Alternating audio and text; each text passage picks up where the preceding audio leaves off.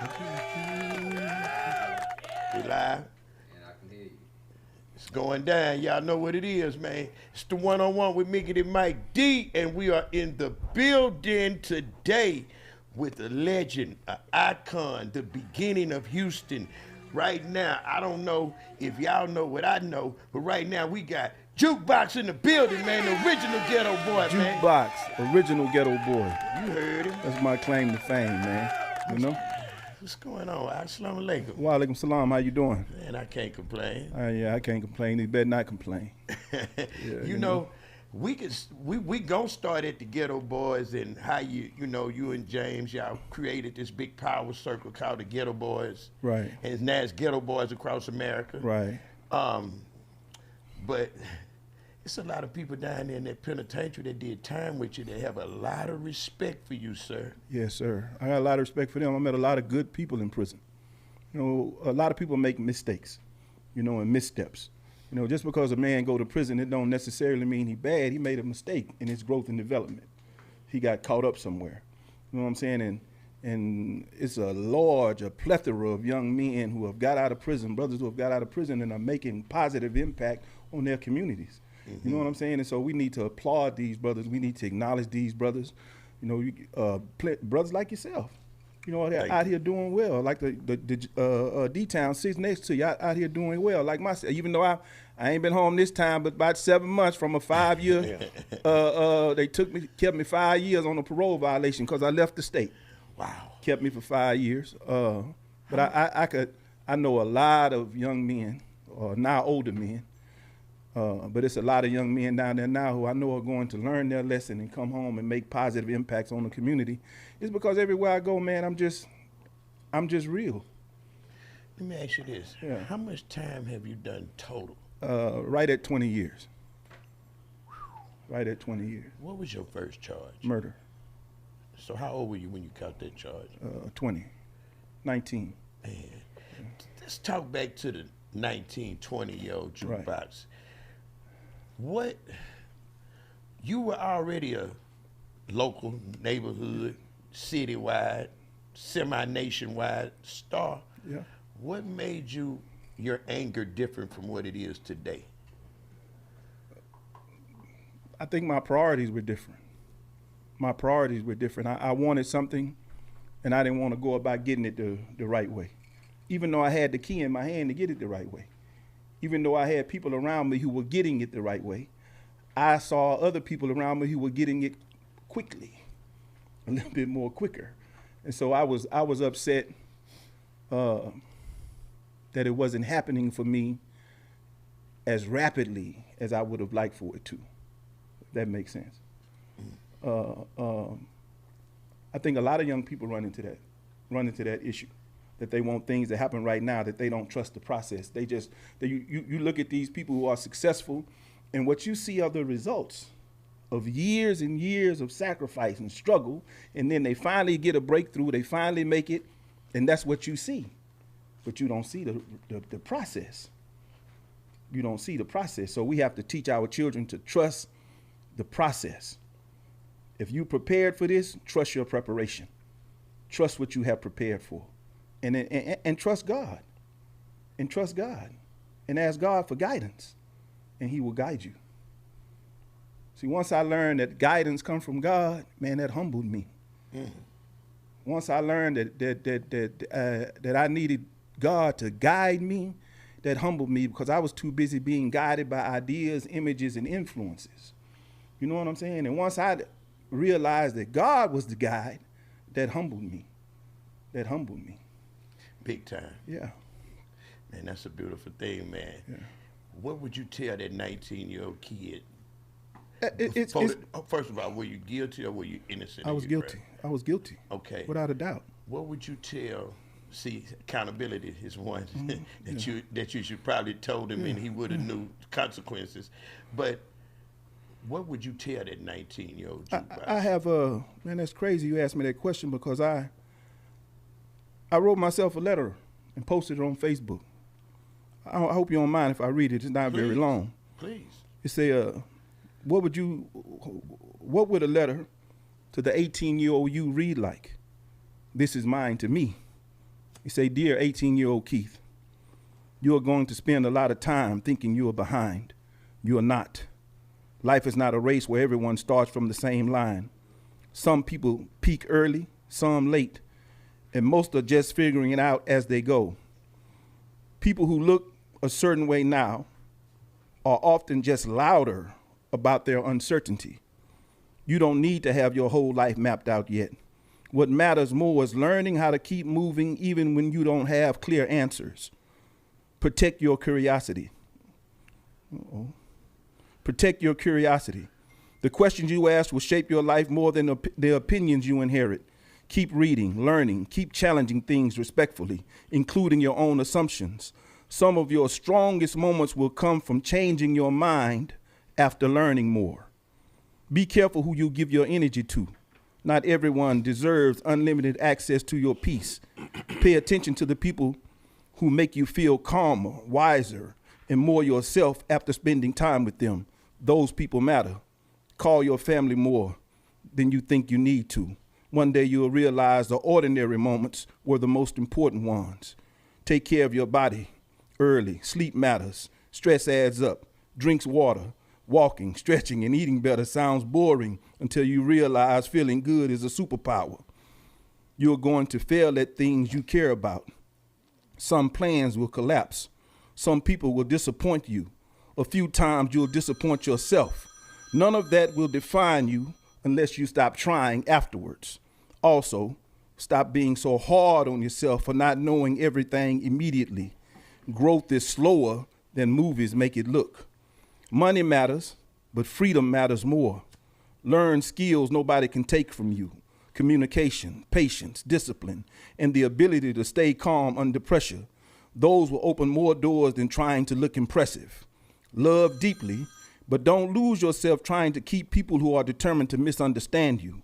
There will be moments later in life when you wish you had taken more pictures, said I love you more often, started sooner, worried less, and trusted yourself more.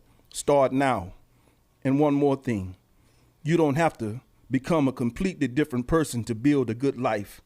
You just have to keep becoming a more honest version of yourself. You are going to make it through more than you think. You, a little older, a little wiser. And I just wrote this 3 days ago to myself. Ain't that something? Yeah. Look how and you asked me that question. Yeah. And it's just, when I told myself that some of the greatest changes in life will come after I learn more. And so I'm a student of learning. If you go in my home, the thing that you'll see first before you see my television or the stereo or my books.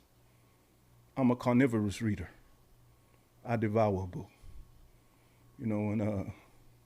If all this internet and all this social media and all these phones, if they go off, I'm still gonna have my books.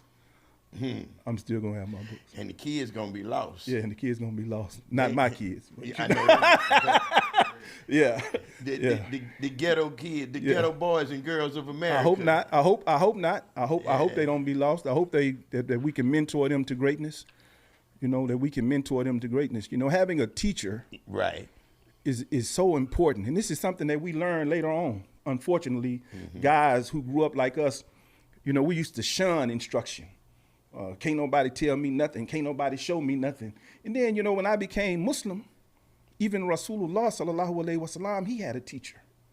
The archangel Gabriel, he taught Rasulullah sallallahu alaihi wasallam. He taught Rasulullah. By the leave of Allah, the angel taught Rasulullah, and Rasulullah, he taught us. And for that, we should be grateful. And so in everything in life, it's just like the thing that I do now. I had never done residential AC work. My best friend owned an AC company. He pretty successful. He teaching me this thing. I never learned it before. And so I have to humble myself because this is not, if you ask me at 56 years old, would I be clambering around in somebody's attic fixing their air conditioner? I would have told you hell no, but that's where I'm at. And I'm learning this craft and I'm learning how to be good at it from a good person. And so ain't nothing wrong with having a teacher.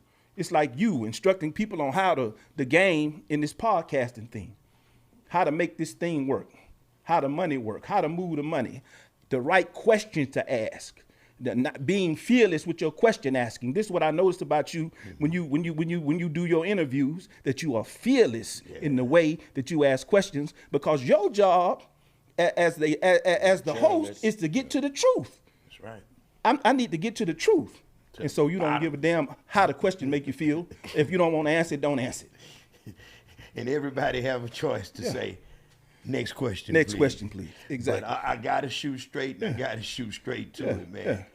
Man, I'm overly impressed. Thank you. You know what I mean? Because to me, knowledge is the most beautiful thing that our attribute is. Right. You know what I mean? Exactly. And knowledge is it's the best, man. And right now, knowing that you are knowledgeable and you learned down there, that you didn't sit there and play dominoes all day. Like, Hold on, wait a minute, stop now. You played you some bones? I'm the best in the West. You know, I'm the beast from the East. Yeah, You but know, that ain't what all you no, did. that ain't all I did, but I Yeah. know how to play dominoes. I know Yeah. how to play Scrabble. You not play You know, knock? I know how to play knock. I know how to play chess. Okay, but, okay. but, You better have us a good old knock game. I bet you think he can knock. I'm gonna drop him. You been dropped, nigga. No, listen. I was a fall master.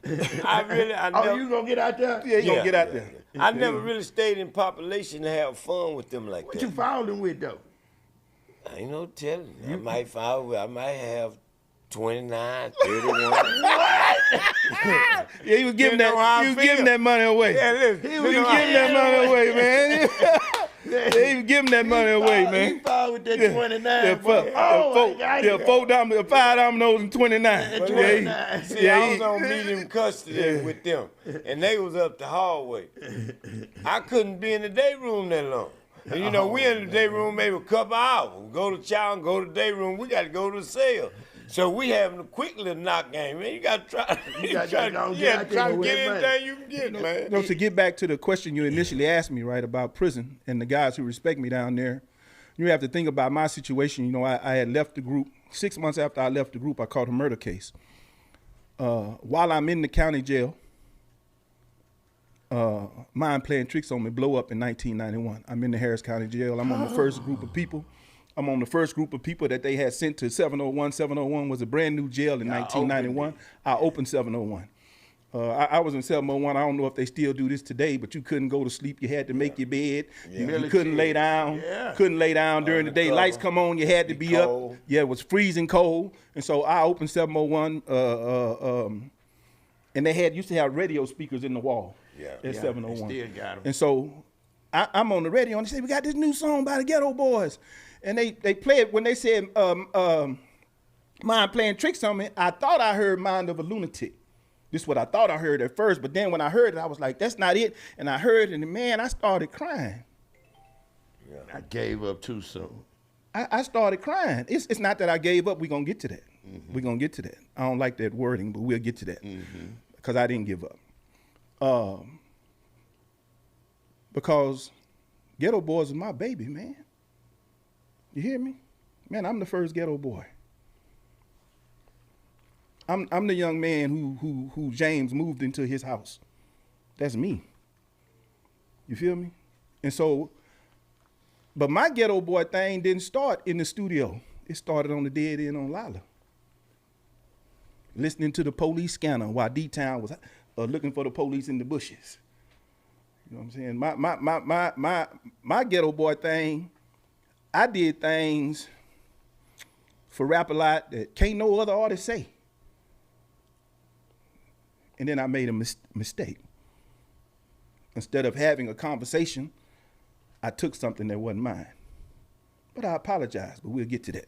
And so when you say I gave up too soon, you have to understand that when I left the group, I was on my 4th iteration of the group. The 4th lineup, right? The first lineup was myself, Raheem, and K9, or Sir Rap-A-Lot, right? The second lineup was myself, Prince Johnny C, and DJ Ready Red, right? The third lineup was myself, DJ Ready Red, Prince Johnny C, and Bushwick Bill. He was just a dancer, right? This lineup, we were working on an album. We had completed an album called Ghetto Boys, Just Made a Jump in the Hype. It wasn't no gangster album. It was just straight hip hop. You know what I'm saying? A lot of hip hop. We thought it was pretty good. The powers that be, they disagreed. James wanted to go in a different direction. His company, his money, he has that right. You feel me? He has that right. And so we at the ranch one night, in Prairie View, we at the ranch, me, Willie D, Scarface, James, Cliff Blodgett, John Acrobito, Mary. Did I say DJ Ready Red? Not yet. DJ Ready Red. A lot of us, we at the ranch. We working on the Ghetto Boy album now. Now you have to understand, I just got out the studio What after year 2 is months. This is 1989. Okay. 1989. We're working on the Ghetto Boy album. If you listen to Willie D Controversy album, the Do It Like a Geo song. On Willie D album, it's me rapping on Do It Like a Geo. On the Ghetto Boy album, it's Bushwick Bill. But on the original one, it's me, right? Because Willie D was working on the Controversy album. At the same time, we working on the Ghetto Boys Just Made a Jump in the Hype album. We had Doug King house at BPM Studios.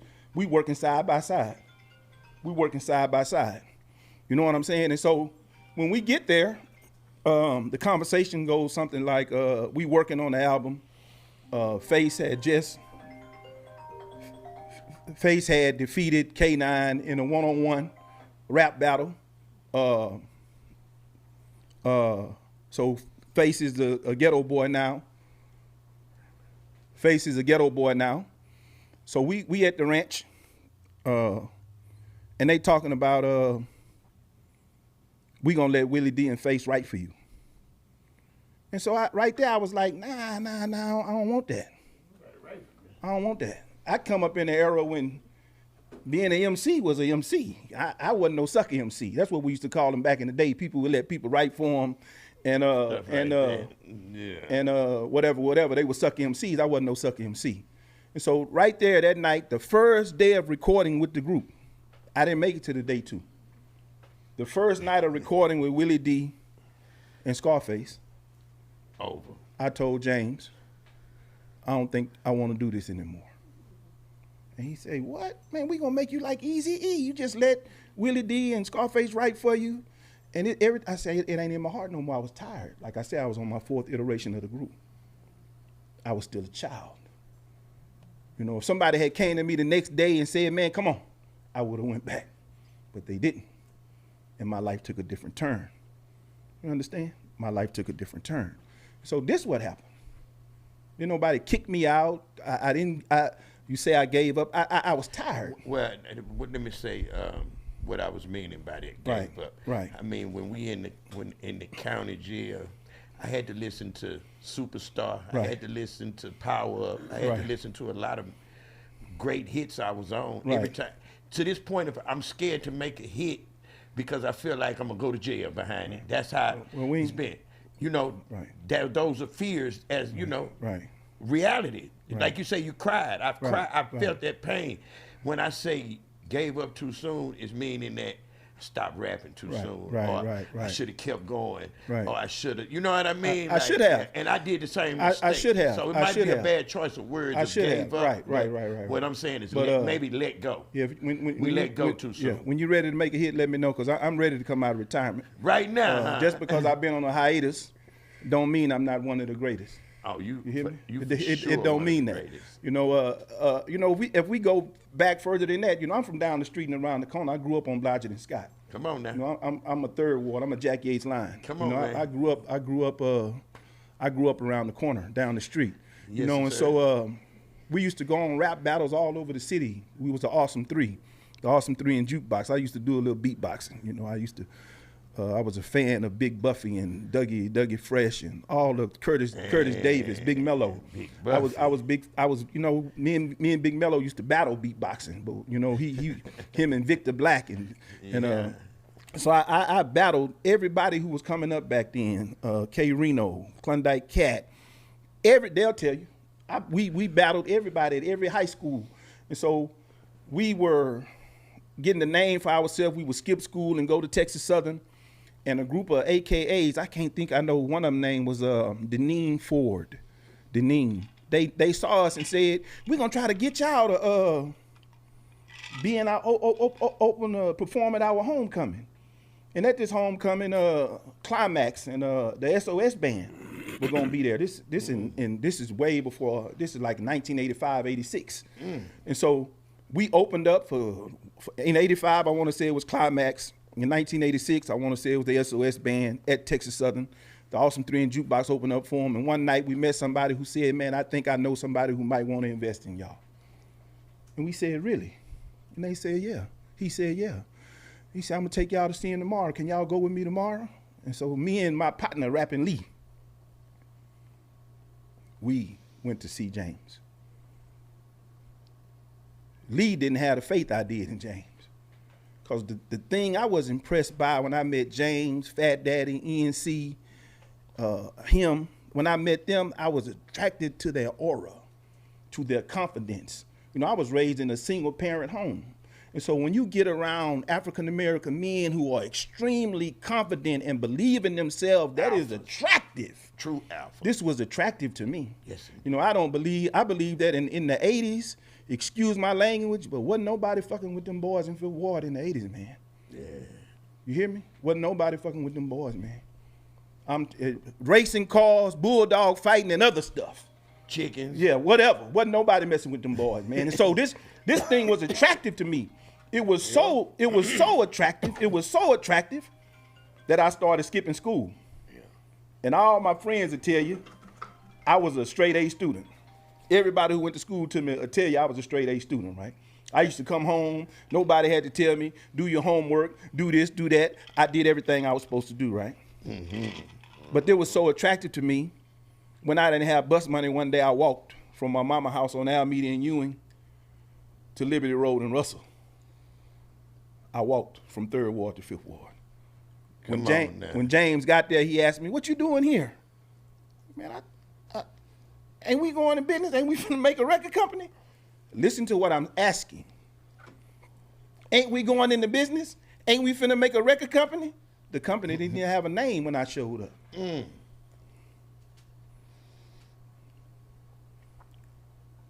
Listen to me, man. His brother's name was Sir Rap-A-Lot, but that wasn't the name of the company yet. They hadn't made that final decision. I remember when they made the logo for the company.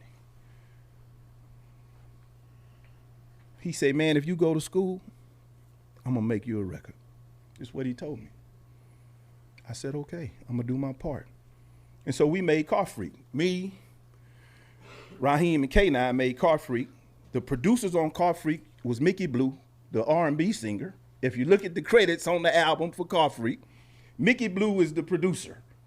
You remember Mickey Blue, the R&B singer? And Daryl Oliver. Mickey Blue, you remember Daryl? Mickey Blue, Daryl Oliver, James. We made Car Freak in James' living room. He lived on the east side off of Uvalde in Wallaceville Road. We made it in his townhouse, in his living room, and it's set up like this. This is where we made Car Freak. Man, I was so proud of Car Freak, because I'm the third brother from a single parent home. They taught me how to dress. Bought me my first pair of real Levi's, polo shirts, real Nikes. Not no, you understand? They took care of me. They took me in. But I had to show that I was worthy of it. I proved myself. Mm-hmm. I proved myself. I proved myself. And so when I made Car Freak, when I took Car Freak to Jack Yates, bro, in the 10th grade, I was in the 10th grade. Bro, my whole life changed. My whole world changed. This what you been doing? I told you I was gonna make a record. This is my record. This is me on that. It meant something back then. Back then, you know. Yeah. It wasn't, we didn't have access. We didn't care about the money. Yeah, we was doing it for the love of the game. We was doing it for the love of the game. You know what I'm saying? And so I'm in it. I made a record. I was able to take the record, the tape. I took a record, a tape, a couple of T-shirts to my mama, and she cried. Because these the little boys who used to be in her living room, and when she come home, she asked, where all the lunch meat at? These Negroes and ate everything in here rapping with that bibbity bop. But when she saw them records, man, she lost. She lost it. That had to be the highest point man, in I'm her talking. life. It was a great moment, bro. Yes. You know, it was a great moment. It was a great moment. And it was very disappointing to her when she found out I left. Because when she found out I left, she found out because she called. The police showed it up at her house and said, we're looking for your son, Keith. She said, y'all can't be looking for Keith. He a rapper. Y'all can't be looking for. She said, ma'am, we want Keith to question him for a murder. I had left. I had ran. Right? I called home. She said, where you at, baby? I said, I'm such and such and so-and-so. She said, you need to come home. I said, why, mama? She said, because I don't want these people to kill you in the streets like no dog. She said, they parked outside the house every day waiting on you. Come home so we can get this behind us. And I said, yes, ma'am. I turned myself in so I wouldn't break my mother's heart anymore. Yeah. You understand? What happened in the case? I respect the deceased family, so we ain't gonna get into that. I understand. Yeah, we ain't gonna get into that.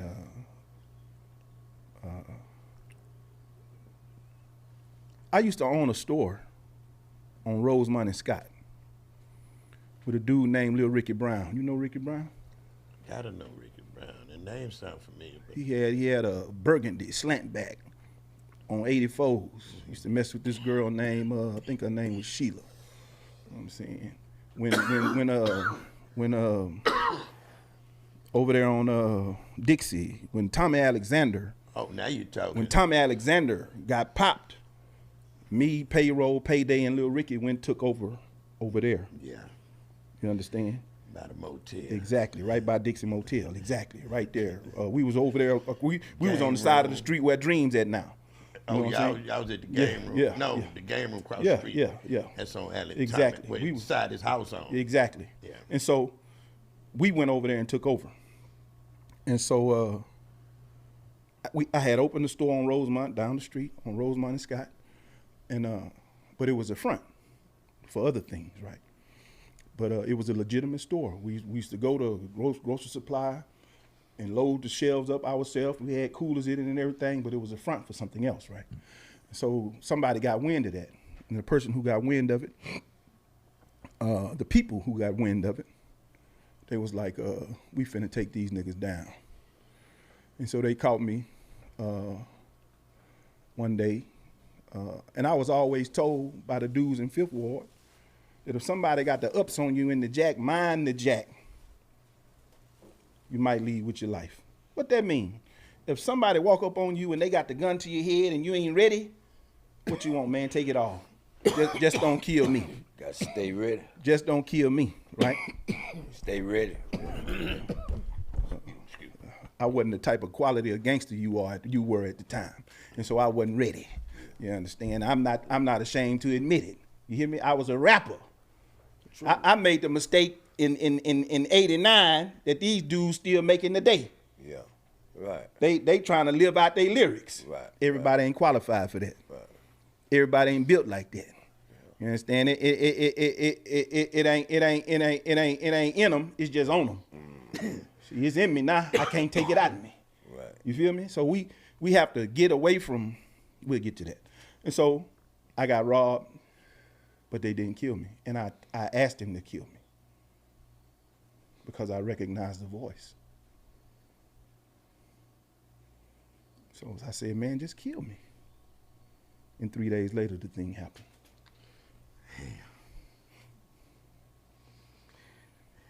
Man. Whew. I don't know if I make another decision myself at 18, 19 years old. You know? Yeah. I don't think I make a different decision either, especially if I recognize the voice. Oh, you know where That's the biggest betrayal ever. Where I come from, right?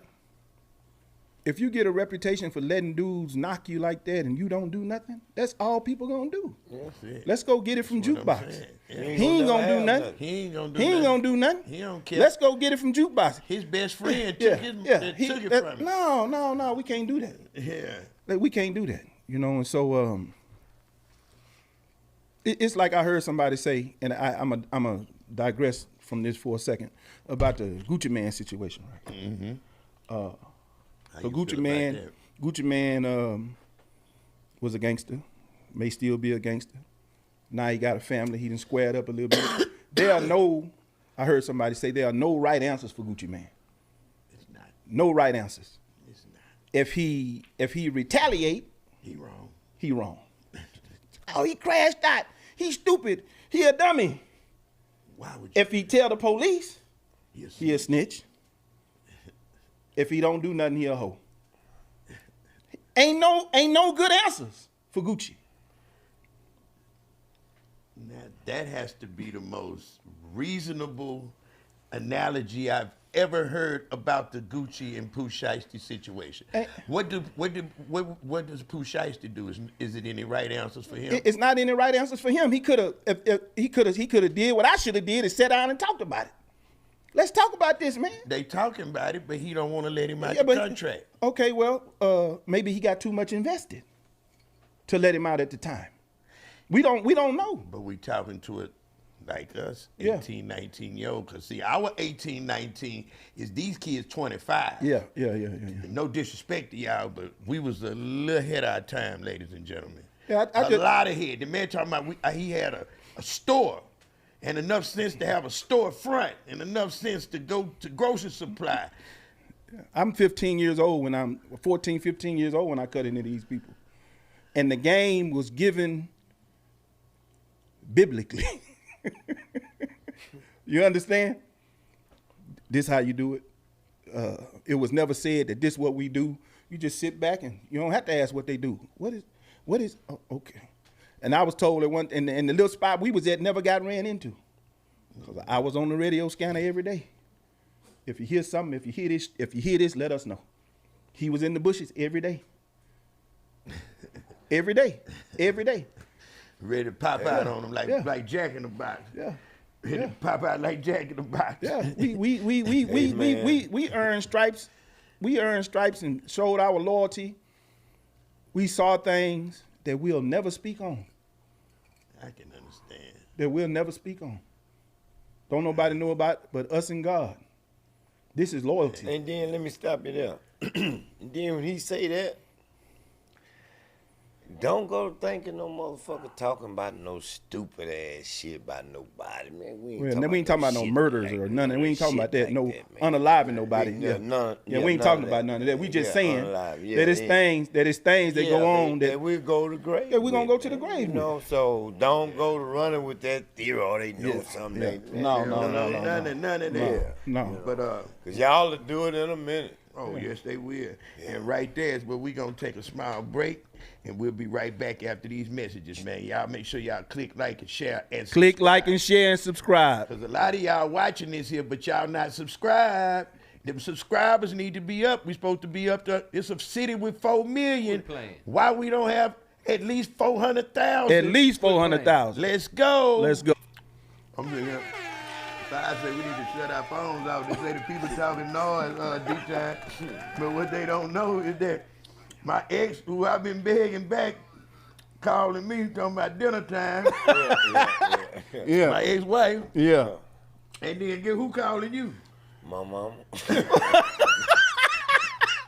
Make sure you hug your mamas. Make sure you hug your mama, man. Make sure you hug your mama. Can interrupt the podcast. I can't. I had to text her. You know. Text, let her know I seen you. See, she back door. Woo woo. Before I could even get the text, I was like, "Hey, man." And she just wanted to tell. She just wanted to tell me she found some cheap diesel. Diesel to put in my truck, man. Yeah, already. So, man, that what's up. Already. You know, man, that what's up. Because that diesel high everywhere. Yeah, it man. I can't tell y'all where it's cheap right now. Because y'all gonna beat me to it. Let me get there, then I'll let y'all know what's going on. Exactly. Yeah, but it's cheap. Yeah. Man, so back to the Ghetto Boys, man. It's just, you saying 84, 85, 86, 87, 88, 89. Yeah. What year you went to prison? I went to prison in 90. I went to prison June 18th, 1990. You was a whole star for 6 years almost. Yeah, 5 years. before the internet. Yeah, I was famous before the internet. Hey, bro, I used to go to Soundwaves and buy that record and that tape, man, because, you know, it was only a few albums you could buy then. I got sick of I used to love Big Daddy Kane. Yeah.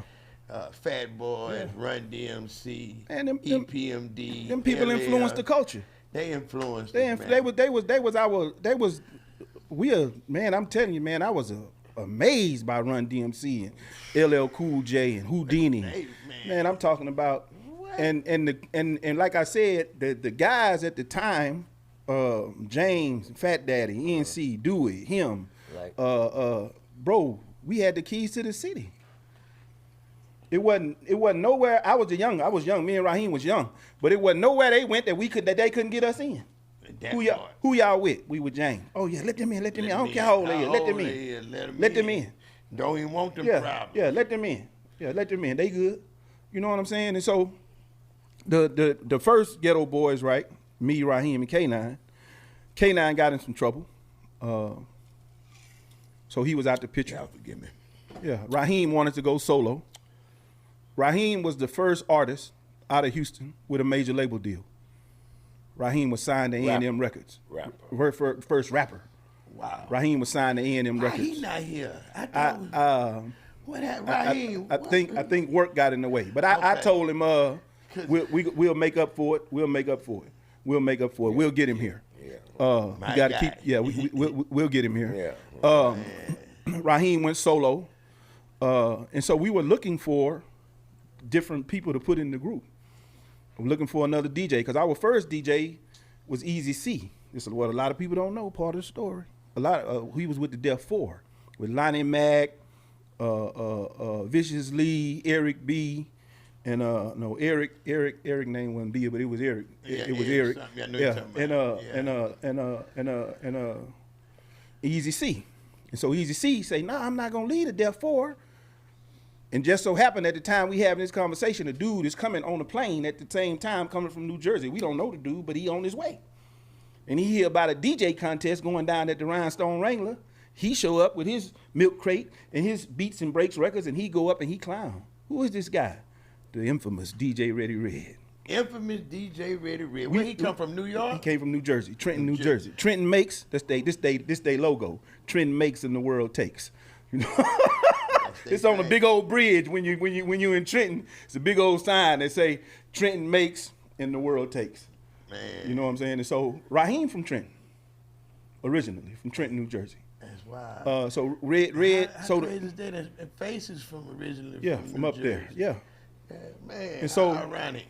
And so, like the night that he touched down in Houston, he was on his way to, I want to say, to San Francisco, California, with his sister Kim. But the night that he touched down in Houston, he never left. He met us, and we was like, "Hey, come on with us. We got something for you to do." And that's how we brought Red in. We took Red to Lala. Because why did we take him to Lala? Why? That's where we was. Yeah. That was our home base. We hadn't moved to the car lot yet. So the car lot was a studio outside?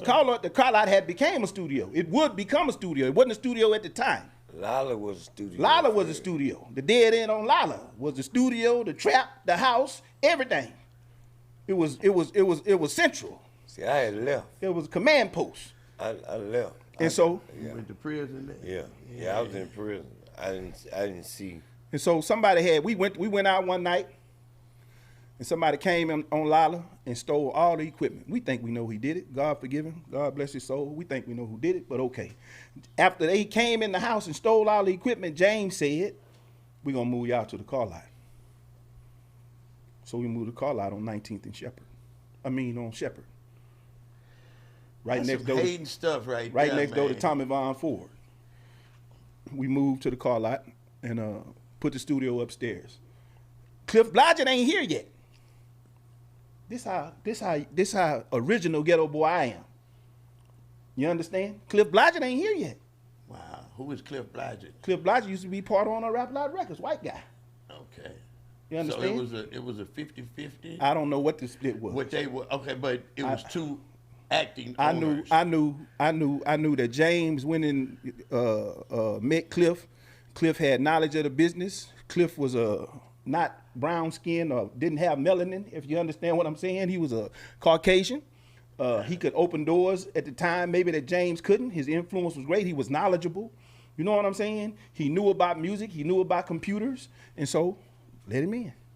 I don't know what the split was. Yeah, well, I wasn't privy to that. I'm just saying, Right. I think I have heard about it was another owner Yeah, of Rap Loud yeah, Records. yeah. And so, I'm pre-Cliff. Wow. You know, so I remember when Cliff and them showed up with two Rap Loud, him and Carl Stevenson. Young. He was a producer. Okay. He was a producer. If you listen to Raheem first album, Vigilante, The majority of it is produced by Carl Stevenson and DJ Ray the Red. Carl Stevenson and DJ Ray the Red, redhead white guy. This real rapper lot history here, man. Moved from the car lot. We had to move from the car lot because we used to live at the car lot, and on the weekends, like on especially on some not Saturday but Sundays, we'll be locked in the car lot upstairs. Not locked in, but we didn't have nowhere to go. And so me and Raheem figured out how to steal the cars off the car lot. And Just so to ride around for the night. and I'm with talking about J-Lee. I'm talking about we would take the luxury cars. We'd take the BMWs and the Jags and the Benzes. We'd take those cars and ride them around. And we got caught. And so Jay caught y'all in the man, car. ooh, he was pissed too, bro. Oh, I know He he was pissed. was. You know how when you catch you the older brother, and you catch your little brother doing something that he really he got- violating. Yeah, You know what I'm saying? I'm surprised he didn't put hands on us at the time. yeah. You know what I'm saying? And so we moved from there. Then Rap-A-Lot moved from the car lot to 19th and Shepherd. Had a studio and a practice thing on 19th and Shepherd, but across the street was the offices upstairs. So we had two buildings. This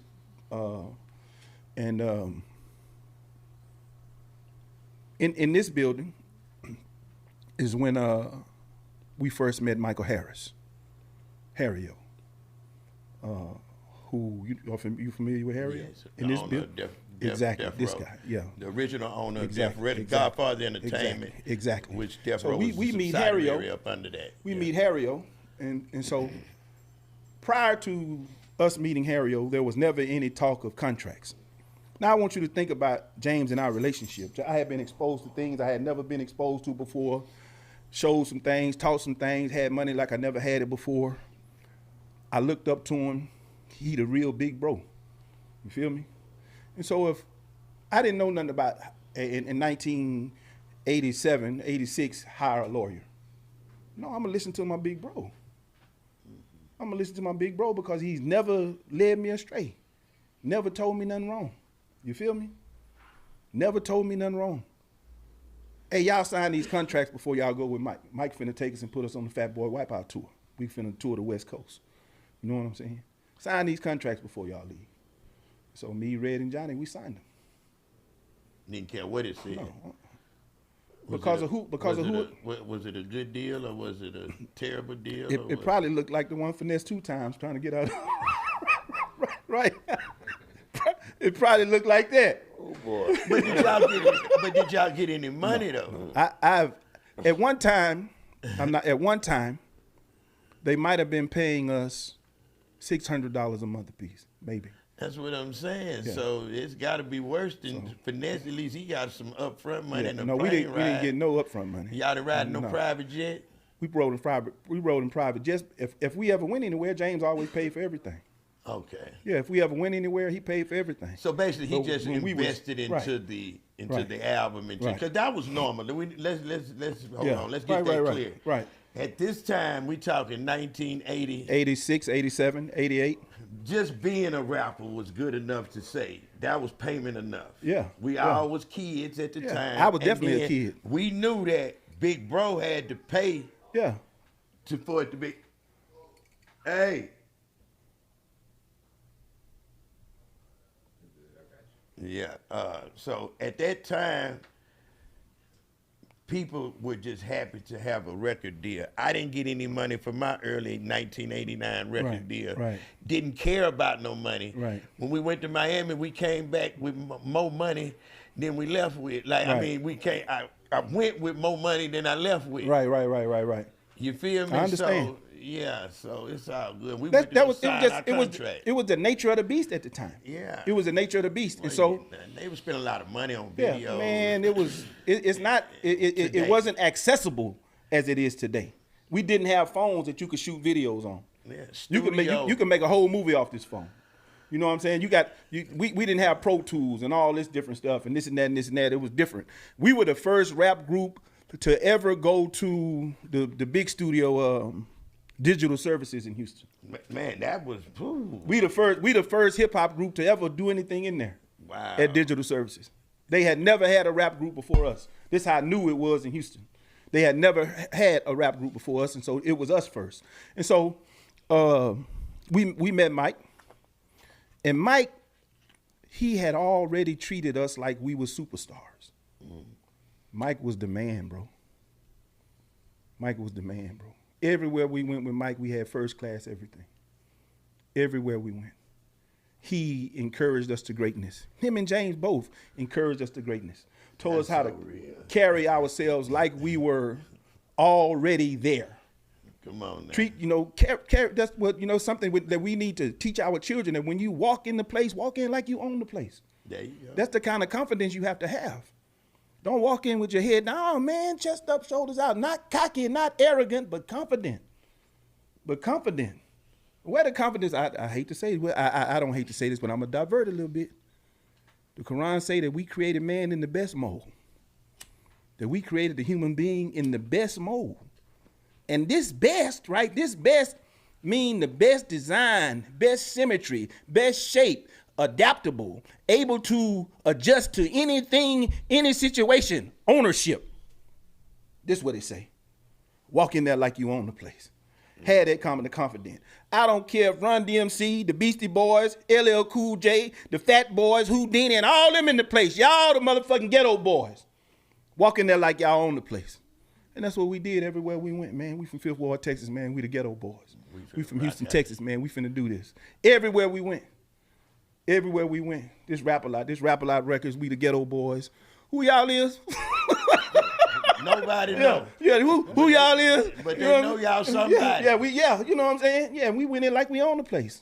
Be confident, not cocky, not arrogant, but confident. It looks good on a real man. Man, it look good, bro. It's attractive. Yeah. Listen to me. I've been ugly for 56 years. You hear me? But I'm so confident I'm sexy. Yeah. You hear me? Yeah. Y'all hear me, ladies? Get killed. Get killed. Get hurt up in bed. Next time he say, where you going to do an interview at? Nah, you ain't going back over there. She gonna come with me. Yeah. She gonna come with me. Yeah. Me and the kids. Here we go. Yeah, she gonna come with me. We loading up the dog and everything. Yeah, she gonna come with me. Yeah, but show and so them who Mike run shit. And so Mike, he treated us already like we were famous. And Mike went through a situation and stayed gone for a very long time. And now he doing very well. He's doing very well. And I'm happy for him. I'm happy for him that life took that turn for him. And so you asked a question about prison earlier, bro. I was raised on Beto. And at the time, from 1991 until 2001, Beto 1 may have been the third or fourth most dangerous prison in America. Easily. In America. And so when myself and the people like Joe White out of Dallas, D-Town, Karate Sam, a lot of people, bro. Mike Prince, a lot of people, bro. Bucky, a lot of people, bro, survived Beto 1 when it was prison. Roger Rabbit. Yeah, when it was Roger Rabbit. Yeah. When it was prison. Man. See, now prison is a bunch of that K2 stuff it's terrible down there, man. It's terrible down there. There ain't no accountability. Guys used to go to prison and learn trades and learn how to come home and be better people. And now they just lay around and get high all day long. And we need to, I need to speak. I'm speaking to the people who have the power to make decisions and change things in TDC. The guys, yes, they are in prison, but you don't go to prison. You go to prison for punishment, not to be punished. To rehabilitate. You go to prison for punishment. Your punishment is that you go to prison. The punishment should not further itself while you're there. There should be some rehabilitative steps, some things going on to make people better. Air. Yeah, air. It should be some air. Air conditioning. If it's 105 degrees outside, in TDC it's 120 degrees in that cell and in that day room. Man. And so, yes, they're in prison, but they're not in prison to be punished. They're there for punishment. Don't let that go over your head. And you got plenty of people in prison that can make the AC do. You don't even have Yeah, to spend no exactly. money. You got AC men. Exactly. You could. And it's- I guarantee you can have a whole inmate. All kind of install talent. it for you wouldn't for pay free. nothing. Yeah, in Texas you don't get paid. In Yeah, Texas but you don't look, get paid. But look, you jumped the gun. Man, you go back to the K2. Yeah. They got to get around that. Yeah, They the don't K care that, about that, no air. yeah, that K2 is don't care that about K2 no is air. bro, it's What? if you have a loved one in prison, What? if you have a loved one in prison and they calling you every day to do this or cash app that, they down there getting that, they down there. You need to stop sending them money. You need to stop enabling them to the families, right? I'm speaking to the families, right? Just because you love somebody, that don't give them the right to hurt you or to abuse you. Nowhere in the definition of love, if you read in the definition of love in the Bible, in the book of Corinthians, nowhere do it say love is painful or that it'll hurt you. None of that. It don't say that. We have such a warped definition of what love is, right? Love means something totally different in tennis. It means zero. It means zero in tennis. It means you ain't got nothing. So some of y'all loving people in prison in a tennis type way. Nothing. You ain't got nothing. You loving on nothing. But back to the hip hop, back to the music. It's And so bad now. you know, and so when you look at how the Ghetto Boys changed, man, it was a beautiful thing, man. That Willie D, Big Mike, Bushwick Bill, may God rest his soul, and Brad and Scarface, man. Bro, we this legacy, this thing, is bigger than I ever imagined it would be. And we have in our care one of the top 5 MCs living or dead. It ain't too many people can mess with Brad. It ain't too many people can mess with his cadence. It ain't too many people can mess with his cadence, with his storytelling, with his delivery, with his production, with his catalog. And then when you added at that one time on the Till Death Do Us Part album, when you added Big Mike to the equation, bro, Big Mike don't get enough credit, and people don't talk about it enough. People don't talk about Big Mike enough in the conversations of Southern rap. Now they got the flashlight looking for Big Mike. Now the Peter Man. You know, Peter. people don't. You know, you have to get these people that. This is me trying to get these people their flowers, and even Willie D. You know, Willie D came up with the country boy thing, and Pimp C followed up on it. Yeah, he came with the read these Yeah, Nikes. Willie, it was Willie D first, and then just listen to me, okay? I'm finna say something. You may have never heard this before. You know, Gangsta Nip get a lot of credit for the horrorcore. Right? He was the inventor of it. I don't think he was. I think he made it known. Think Willie D was? I think I was. I'm paranoid, sitting in the deep sweat thinking, I gotta kill somebody before the weekend. The sight of blood excites me. Shoot you in the head, sit down and watch you bleed to death. Hear the sounds of your last breath. Shouldn't have went around, I went all the way left. You were in the right place for me at the wrong time. I'm a psychopath, in a minute lose my fucking mind. Calm down, back to reality. Don't fear death, cause I know that it's promised to me. Flashes, I get flashes of Jason. Give me a knife, 1,000,000 lives I'm wasting. The shadow of death follows Box. I don't give a fuck. Pussy play Superman, your ass will get chopped up. Put him in a straitjacket. The man's sick. This is what goes on in the mind of a lunatic. I wrote this, I'm 15 years old. Yeah. Wrote this in Doug King living room. That's horrorcore. Especially when you go to talking about the next verse. I ain't gonna say it on here. Yeah. You know what I'm saying? When you talk about the next verse, that's horrorcore. I ain't taking nothing from Nip. He made it well known. He got it out there. I think that's what he more. Because, He made it well known, but you weren't never claiming that though, were you? that's my art. But you were okay. I always claim that. Okay. And this where the was that the name this you where were the claiming it under? Mind of a Lunatic. No, I'm talking about hardcore. That's horrorcore. Were you I was claiming never that? claiming horrorcore. That's what I'm saying. Somebody else said it and was like, bro, you need to get the credit for this. Right. You You know what I'm saying? Nah, So that's this why this is important. Venues like yours are important. Yeah. You know what I'm saying? To tell the stories. You feel me? To get the truth out.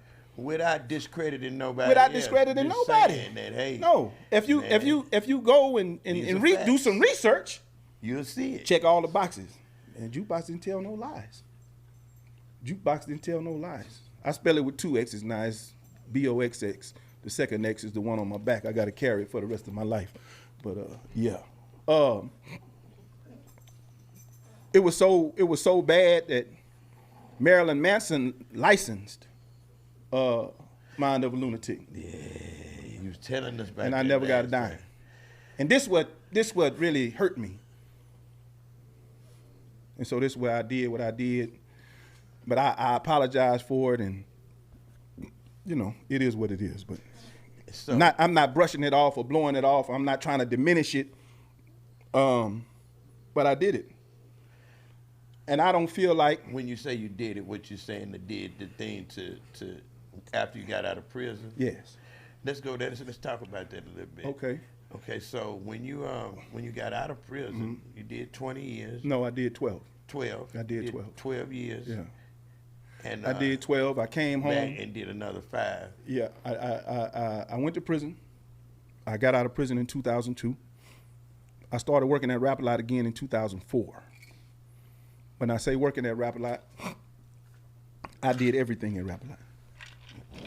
When the compound was the compound, I did publishing. This is where I found out about the song being licensed, because I used to do the publishing. I used to do spreadsheet publishing. I used to design the spreadsheets in Excel. I did retail because there was a lot of retail stores, so I was responsible for retail marketing all over America. I was responsible for that. I did Prince management. What that means is I helped. I managed all of his properties, townhomes, apartments, everything that he owned. I managed them. I cleaned them. I did everything. You know what I'm saying? I did Prince limousines. I rented out the limousines. My base pay was $8.50 an hour. For all that. But I could ask James for anything, and I think he would have did it for me at the time, right? I could ask him for anything, and I believe he would have did it for me at the time. I got greedy. I got ahead of myself. I think I took the rent money for 8 or 9 apartments 2 months in a row, and I'm not trying to diminish it. I shouldn't have did it. I should have just went and had a conversation with him, and I didn't, right? But then in my head, I'm thinking, he should have just packed fair with me and gave me a cut of whatever he gave for the song. I wrote this song when I was a kid. And he the big homie. He should have just, look, we did this your portion of it. Sure would have helped getting out of prison after 12 years, wouldn't it? Maybe he spent the money. What you saying, he ain't got it? Maybe he didn't have it at that time. Okay, but he got it. I mean, At the time, yeah. At the yeah, time, I know what you're saying. I'm see, like, Box, I'm not discrediting nothing you're saying. I'm just trying to think, like, I've been in a position a very long time. Right. These are the first years that I've ever been, right, as low right. as I am. Right. income-wise, Right. But people think that you got more than what you got because of the things. See this what happened with a lack of communication. He probably got $1 million for that, Right. and probably had to pay you $500,000 Right.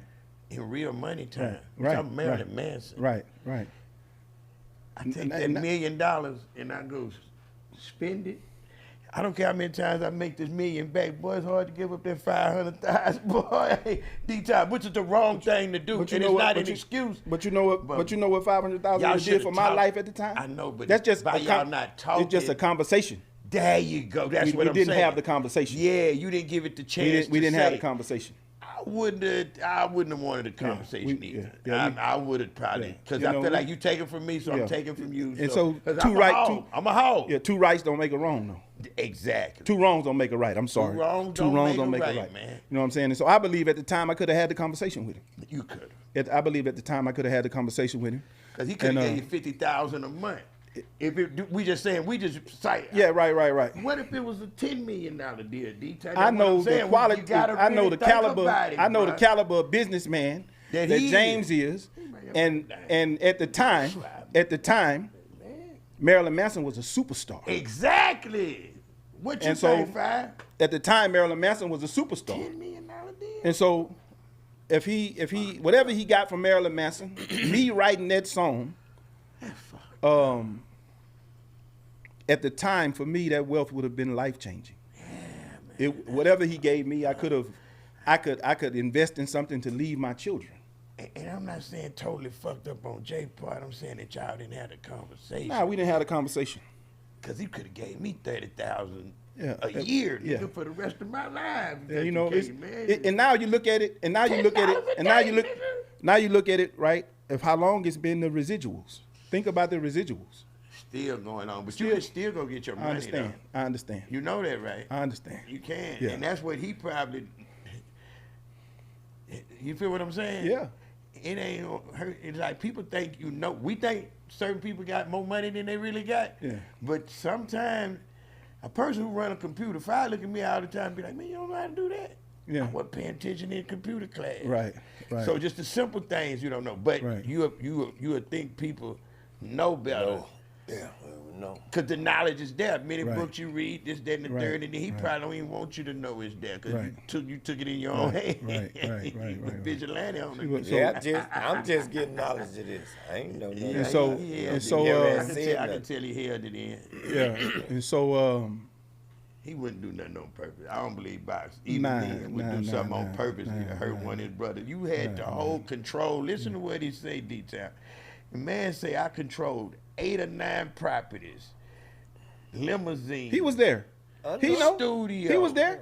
The this, you thinking in your mind, man, bro, this little 10, 20,000, whatever it was, been so good in my pocket. Yeah. He was there. He know everything I did. And not only did I do that, listen to me, okay? They sent me on the road with Zero and Trey. They sent me on the road with Zero. You the only one we trust to sit on the road with Zero and Trey. So go on the road with Zero and Trey. So I went on the road with Zero and Trey. I was a road manager, and I was still expected to handle all of my duties and responsibilities while I was on the road with them. And they had got a deal. I forget the name of where we used to have to. They bought a van, and they took control of their own distribution. And so I would have to drive a truck To Chicago? listen to me, I used to have to drive a truck from Houston, Texas, With the master. with all of the masters to Evansville, Illinois. I would do this once or twice a month. I would drive a truck up there. And my base pay at the time, I have check stubs, was $8.50 an hour.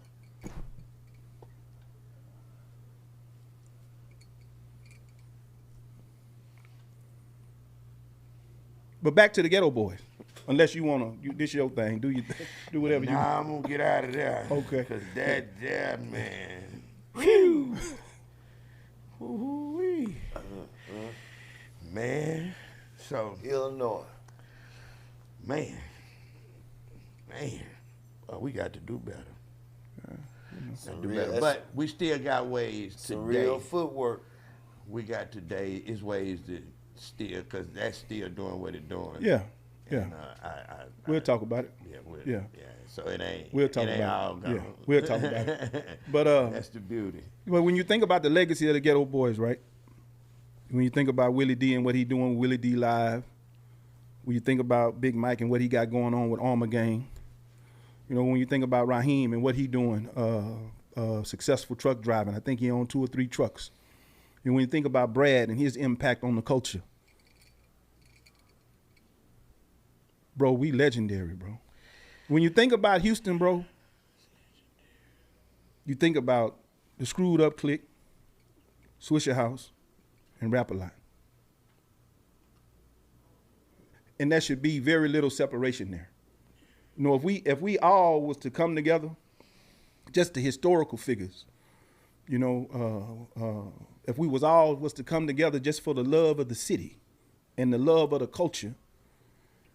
And because I made a post, I made a video the other day, something had happened, and I was like, you know, I consider myself a custodian of hip hop. And it's my responsibility to speak life and power back into it because I came up on Stop the Violence. when Stop the Violence was important. This violence, for some reason, has always been a part of hip hop, but now it's out of control. Self-destruction. Yeah. You're headed for self-destruction. So you look at how many brothers go to prison. Bro, prison, listen to me. Prison don't do nothing but take. It don't add nothing to your credibility because you've been to prison. It don't add nothing to your street cred. It don't add nothing to your bank account. I lost my mother in prison. I lost my best friend, Big Eric, hater herder. I lost Eric in prison. It don't do nothing but take. You have to fit your whole life in a 2x2 locker. And in some places you go, you can't have nothing on the floor. They take it from you. Everything need to fit in the locker. Young men, if you out there, I'm gonna encourage you, everybody not gonna be a millionaire. Some people gotta be the electrician. Some people gotta be the AC man. Some people gotta be the mechanic. Some people have to be the civil engineer. Some people have to be the doctor. Now, doctors and civil engineers you might get to $1 million, but everybody not gonna ball. Some people just gotta be regular people. Think about the regular people in your life who have always done the right thing. And be one of those people. Ain't nothing wrong with that. There is happiness in that. There is life in that. There is a future in that. There is success in that. What is success? A good night's sleep. When you can rest at night, when you can go to sleep and ain't got to worry about the people kicking in the door or the jack boys kicking in the door, that's success. When you wake up and see your kids every day smiling, when you see them coming home, that's success. Success is not measured in dollars, it's measured in morals. It's measured in morals. Get a different measuring stick. The thing that you measure by, you say is 100, to me is 50. Because we measuring with different sticks. Your 100 and my 100 is not the same. Because we measuring with different sticks. So you might have to throw that stick away and get you a different stick to measure with. Ain't nothing wrong with being a simple man. There's happiness in that. I'm ready, brother. I love it, man. Keep going, bro. I'm talking about because this is what they need to hear. Everybody can't ball. Every baller don't see the ball. Watch your dollars, you cowards. Every baller don't see the ball. It's just like that, man. It's just like that, you know. Everybody can't ball. You know, so when you look at the state of hip hop today, man, the people who dying, the people who going to prison, it's really sad. You know, hip hop right now is like a garden. This is how I like to do it. It's something in the garden for everybody. And it's enough money out there right now for everybody, it seems like. If you can control your data, if you don't give it all to the streaming services, if you have control, let's say, for instance, Mike D, right? Mike D got this thing going on, and he might have 100,000 people, and they have access to him, and every once in a while, Mike D make a t-shirt, exclusive Mike D t-shirt, Mike D hat, and the people who love Mike D, y'all send $20 for the t-shirt and the hat. He owned that. Don't nobody own that. Look at what Kanye West just did. Without the labels. With everybody writing him off. Look at what he just did. Ownership is important, to own your identity, to own your lane.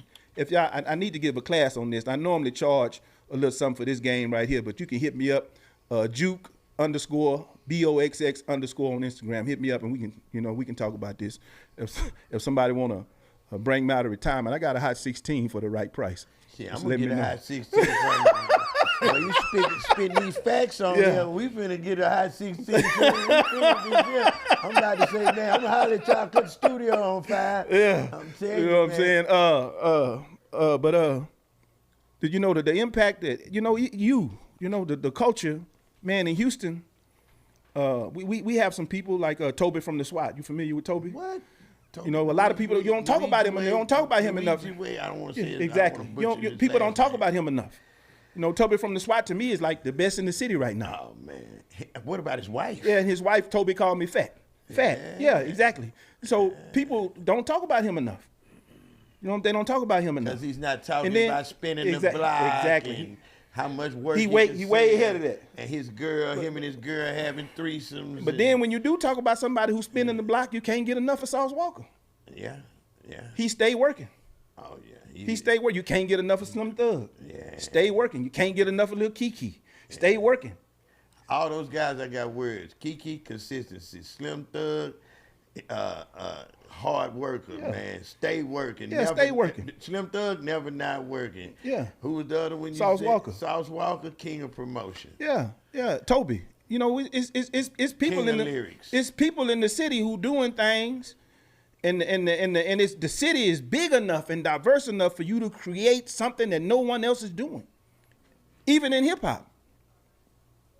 Even in hip hop, you don't have to sound like anybody. Kiki don't sound like Slim Thug.